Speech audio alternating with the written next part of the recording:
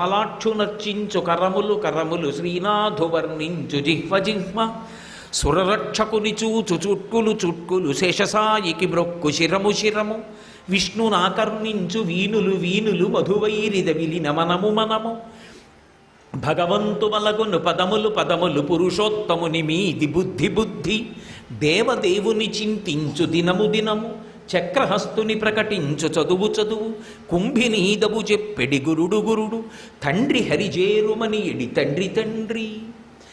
అసలు ఇదొకటి జీవితంలో ఉండాలరా, ఇది లేకపోతే మనం పాడైపోతామన్న విషయం నా బోటిగాళ్ళకి తెలియనప్పుడు అసలు ఆ ప్రార్థన చదివితే ఓ ఈశ్వరుణ్ణి నేను ఇమ్మని అడగవలసింది ఇదే, ఇది చేత కాక అక్కర్లేనివన్నీ అడిగానా, అసలు నేనంటూ అడిగితే రెండో కోరిక ఇదే అడగాలి.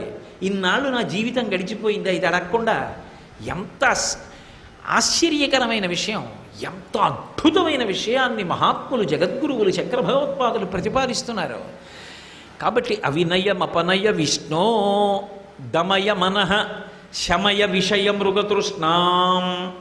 ఆ పక్కనే ఆయన అంటారు, ఈశ్వర శమయ విషయ మృగతృష్ణాం, నాకు శమమును ప్రసాదించు. దమము అంటే మనో సంబంధం, అది దాంతినిస్తుంది. శమము ఇంద్రియ సంబంధం, అది శాంతినిస్తుంది. శాంతినిచ్చుట అంటే తిన్నగా మనసుని మీరు నిగ్రహించలేకపోతున్నారు అనుకోండి, అది సంకల్ప వికల్ప సంఘాతం. దాన్ని నియంత్రించలేకపోతున్నారు, అది పట్టు పట్టలేదు. పడకపోతే ఏం చేయాలంటే ఇంకొక మార్గంలో ప్రయత్నం చేయాలి. ఆ రెండో మార్గం ఏమిటి అంటే దాన్ని శమదమాదులలో శమమును పొందుట అంటారు, అంటే ఇంద్రియములను నిగ్రహించుట. ఇప్పుడు ఏదైనా చాలా క్రూరమైన ప్రాణి ఉందనుకోండి, అది మీద పడిపోకుండా లొంగ తీసుకోవాలి అంటే మేత తగ్గించేస్తారు ముందు. ఇప్పుడు ఒక పులి ఉందనుకోండి, దానికి కడుపు నిండా పెట్టేసి తీసుకురారు, సర్కస్లోకి తీసుకొచ్చేటప్పుడు డొక్క మార్చేసి ఉంచుతారు. శరీరం బలహీనపడి ఉండాలి, లేకపోతే దాన్ని అదుపు చేయడం కష్టం. అంత బలంతో అది వర్ధిల్లితే 10 మందిలోకి మీరు దాన్ని తీసుకురాలేరు.